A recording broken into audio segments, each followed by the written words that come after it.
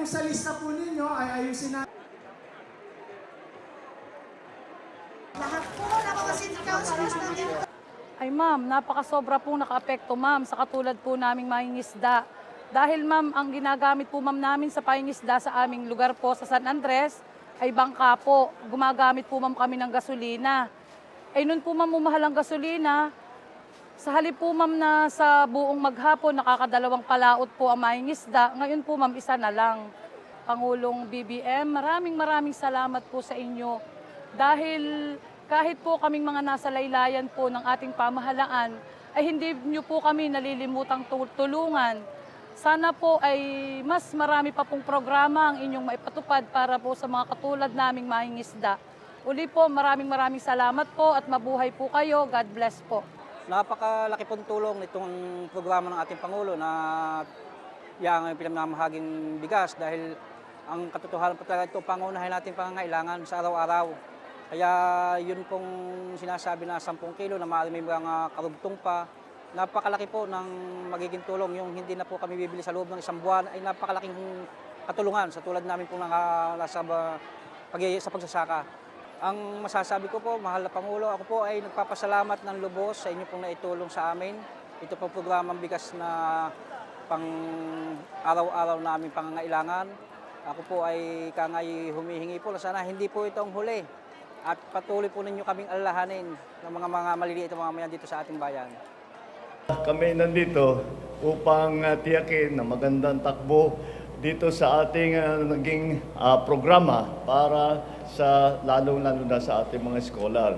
Ito ay isang bahagi ng mas malaking programa na bawat barangay ay makikinabang. At ito ay isang maliit lamang na bagay na may tulong namin para naman matiyak natin na kayo nga na mga qualified at mga deserving students ay makakapagtapos. Paano po naging scholar is may nag-message po sa aming GC sa barangay na naghahanap ng mga incoming fourth-year students para sa scholarship.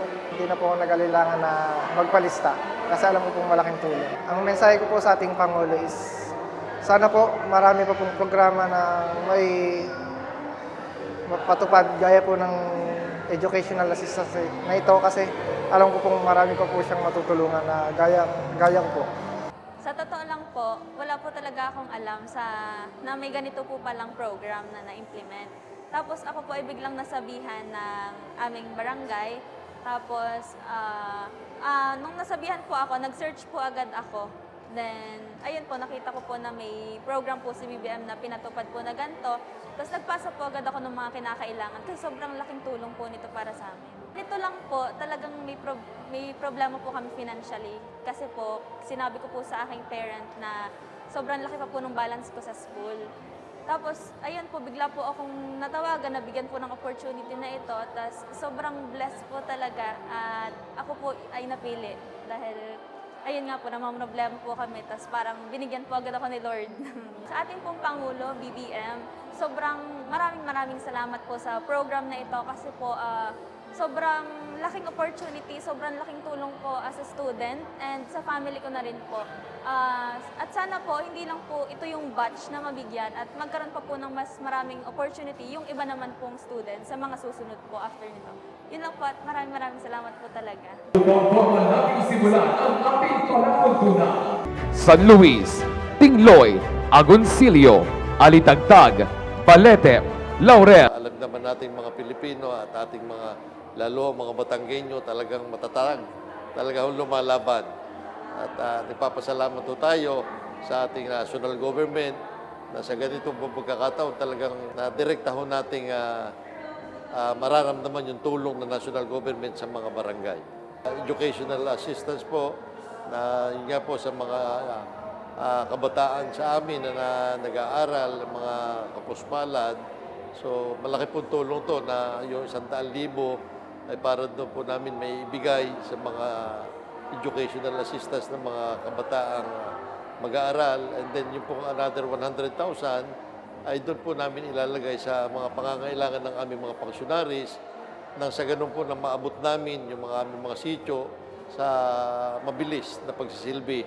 Maraming salamat po, Mr. President, at talaga pong lahat ng mga barangay, punong barangay at mga nanunungkulan po sa barangay ay nagpapasalamat dahil ito po ngayon yung kauna-unahang natanggap po ng mga barangay captains, ng mga sa sangguniang barangay ang tulong po mula sa inyong tanggapan. Kaya ako po'y lubos na nagpapasalamat at sana po'y lagi inyong tulungan ang ating mga kabaranggayan dahil talagang nasa barangay level po ang tunay na nangangailangan. Masasabi ko po na napakahalaga ng programang ito ng ating kagalang-galang na Pangulo dahil sa katulad po naming barangay na napakalayo ay may isa sa katuparan po namin ang aming mga programa at proyekto na pangkabuhayan, pang-infrastruktura, pangkalusugan at ganoon din sa kapayapaan. Nakalaan po yung aming matatanggap sa araw na ito. Una, doon po sa 100,000 para sa ating soft project. Nakalaan po ito sa 5 slot ng estudyante. At yun po namang para sa slot na 100,000, nakalaan po ito doon sa isang motorcycle vehicle na kung saan para mapakinabangan ng aming mga barangay tanong. Ako po ay bumabati at taos puso nagpapasalamat sa ating minamahal na Pangulo ng Republika ng Pilipinas, Ferdinand Bongbong Marcos Jr.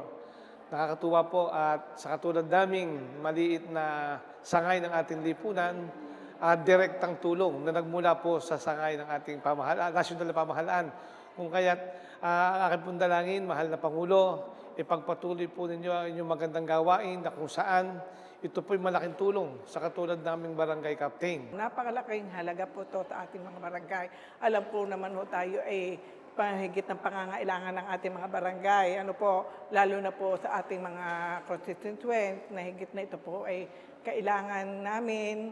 At siyempre malaking bagay na tulong din po ay nabigay sa atin ng mahal na Pangulo na magkaroon tayo ng idea na kahit sa scholarship at kahit sa 100,000 na ay okay dahil kasi mabibigyan namin like CCTV sa lahat ng mga barangays o halakuan kanila kasi nandiyan naman lahat na ilahat po naman namin lahat ang proposal ng amin sa mga barangay po.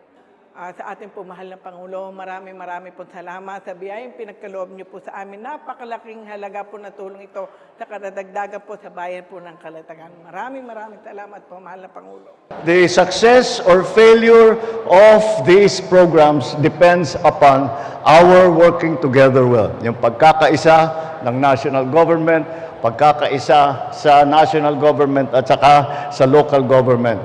At kung maayos ang maging trabaho natin, makikita ng tao yan.